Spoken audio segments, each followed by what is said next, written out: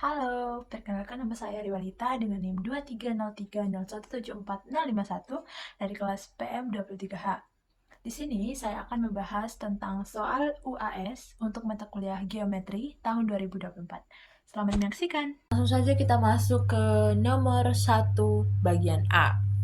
Jika AB sama dengan BC, apakah B merupakan titik tengah dari ruas garis AC? Nah, untuk menjawab soal ini, saya ingin mengangkat satu definisi, yaitu definisi keantaraan titik. Apa sih kata dari definisi ini? Nah, apabila AB adalah titik tengah dari ruas garis AC, maka harus memenuhi syarat berikut. Yang pertama, bahwa ABC itu harus digaris. Yang kedua, bahwa AB sama dengan BC. Nah, dari premis kita kan sudah diketahui nih, bahwa AB sama dengan BC, berarti dia telah memenuhi syarat yang kedua. Nah, karena tidak ada spesifikasi bahwa ABC itu segaris, maka kemungkinan besar B itu bukan merupakan titik tengah dari AC. Nah, ilustrasinya seperti ini. Bisa jadi dia di sini, bisa jadi dia di sini, tapi memang tetap bahwa jarak AB itu akan sama dengan BC. Lanjut pada bagian 1B. Jika sinar RS dan sinar RT, dua sinar yang berlawanan, apakah R merupakan titik tengah dari sinar ST? Berikan argumen yang mendukung jawaban Anda. Nah, berdasarkan definisi titik tengah sendiri, bahwa jika B itu berada di antara jika B adalah titik tengah dari sinar AC, maka B itu harus berada di antara A dan C. Yang kedua, AB itu akan sama dengan BC. Nah, kita lihat, katanya premisnya itu sinar RS dan sinar RT itu dua sinar yang berlawanan arah.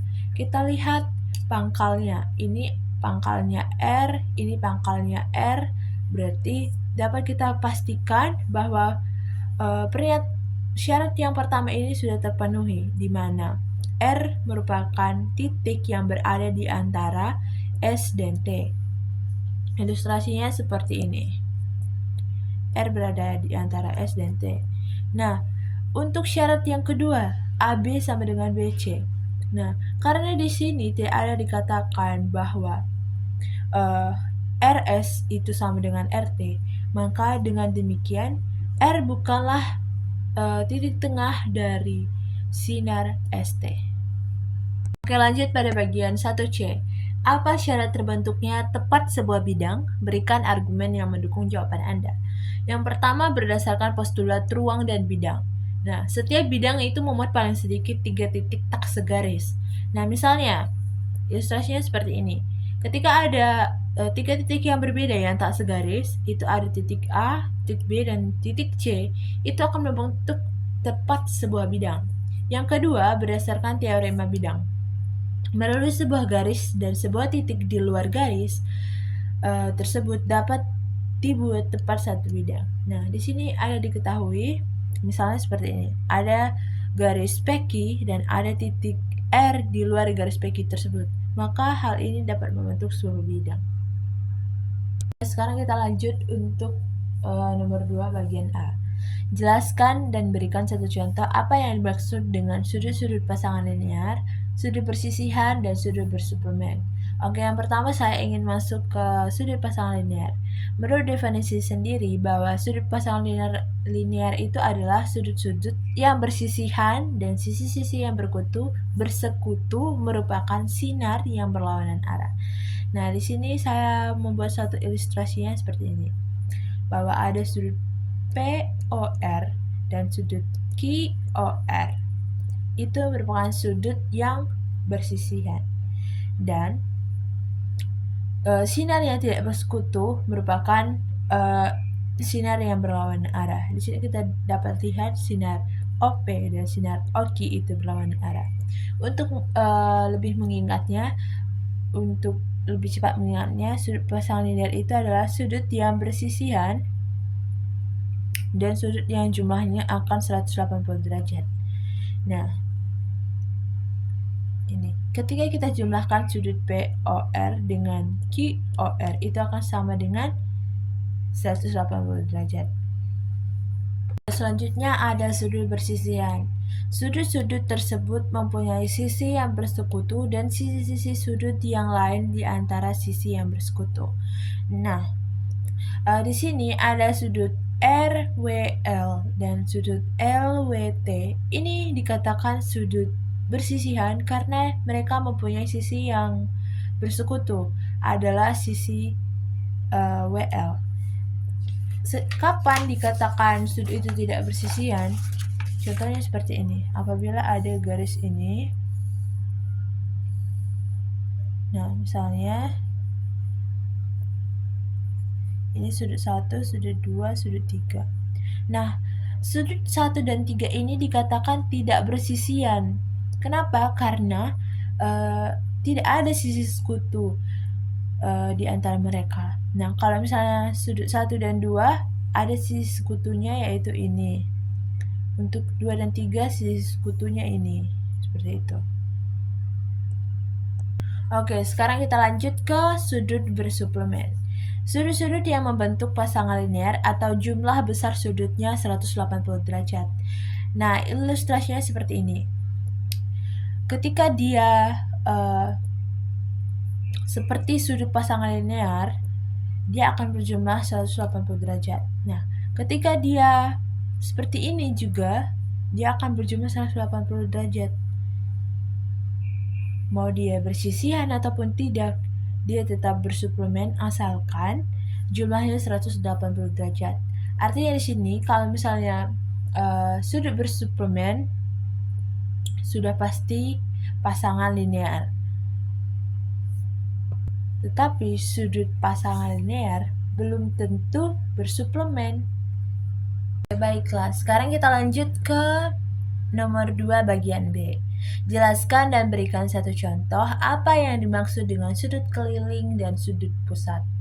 Nah, sudut keliling adalah sudut yang titik sudutnya terletak pada pusat lingkaran dan kaki-kaki sudutnya berupa tali busur. Nah, ilustrasinya seperti ini. Titik sudutnya berada pada keliling lingkaran dan kaki sudutnya berupa tali busur. Selanjutnya kita lanjut ke sudut pusat. Sudut pusat adalah sudut yang titik sudutnya adalah pusat lingkaran dan kaki-kaki sudutnya berupa jari-jari lingkaran. Nah, titik sudutnya berada pada pusat lingkaran, yaitu lingkaran O, titik sudutnya di sini. Lalu kaki-kakinya akan sama dengan jari-jari lingkaran. Selanjutnya kita masuk kepada nomor 3. Buktikan bahwa panjang ruas garis yang menghubungkan titik tengah dua sisi segitiga adalah setengah panjang dari sisi segitiga lainnya. Nah, misalkan nih ada segitiga ABC dengan D dan E adalah titik tengah dari ruas garis AB dan ruas garis BC.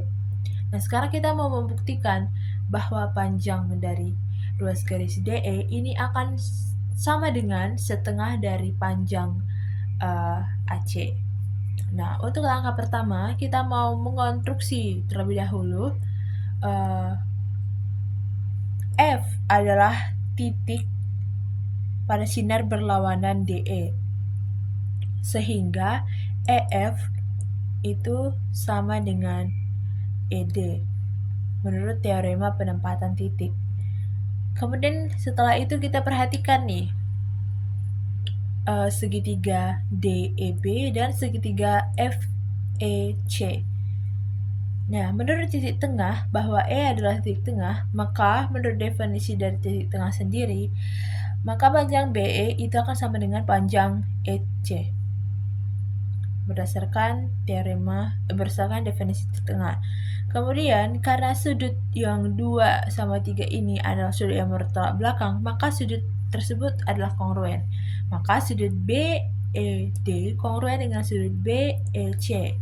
Kemudian segitiga DBE itu dapat dinyatakan kongruen dengan segitiga FEC berdasarkan postulat sisi sudut sisi, di mana sisi DE, EF, sudut BED dengan FEC, dan sisi BE dengan EC.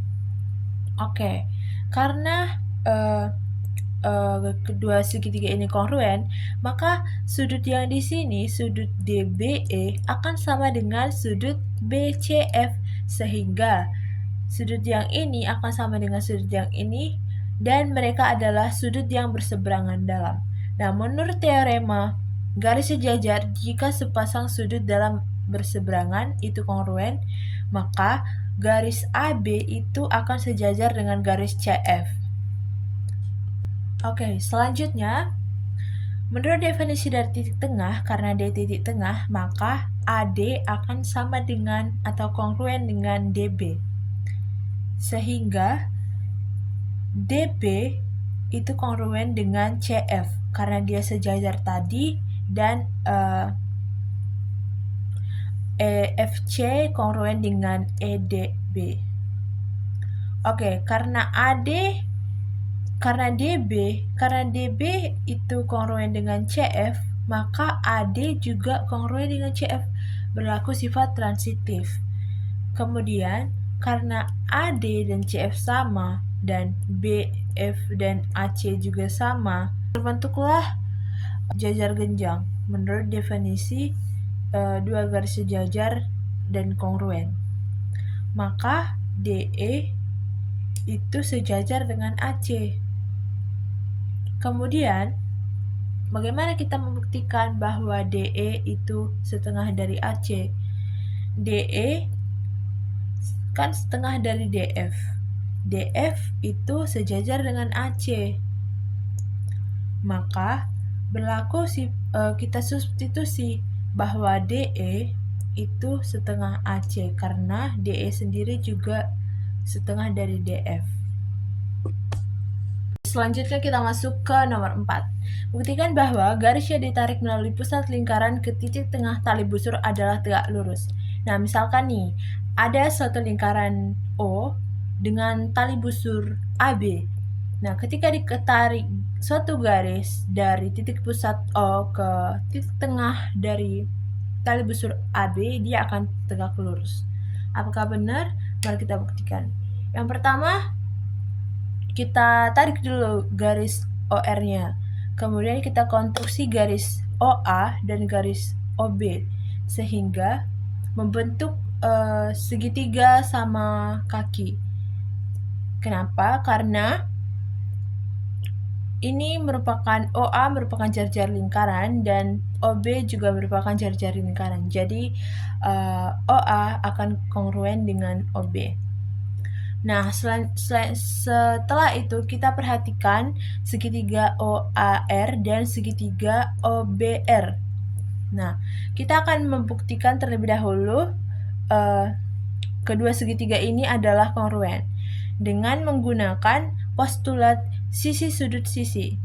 Yang pertama, kita telah mendapatkan sisi OA itu kongruen dengan OB, di mana berdasarkan definisi segitiga sama kaki sendiri. Yang kedua, bahwa sudut OAR itu kongruen dengan sudut OBR menurut teorema segitiga sama kaki. Nah, setelah itu kita lihat karena R merupakan titik tengah dari tali busur AB, karena dia tali berpotongan di titik tengahnya, maka sisi AR itu akan kongruen dengan sisi BR, sehingga kedua segitiga ini adalah kongruen. Maka sisi OR ini pasti kongruen dengan RO. Nah, kemudian kita mau membuktikan ini besarnya 90 derajat. Nah, karena kedua segitiga ini kongruen, maka sudut ARO ini akan kongruen dengan sudut BRO. Nah, dan dia juga berjumlah 180 derajat karena dia adalah sudut bersuplemen. Sehingga karena keduanya kongruen dan jumlahnya 180 derajat, maka dapat dipastikan bahwa masing-masing sudutnya ini akan berjumlah 90 derajat. Maka berdasarkan definisi garis tegak lurus sendiri, benar bahwa OR merupakan garis yang tegak lurus dengan tali busur AB.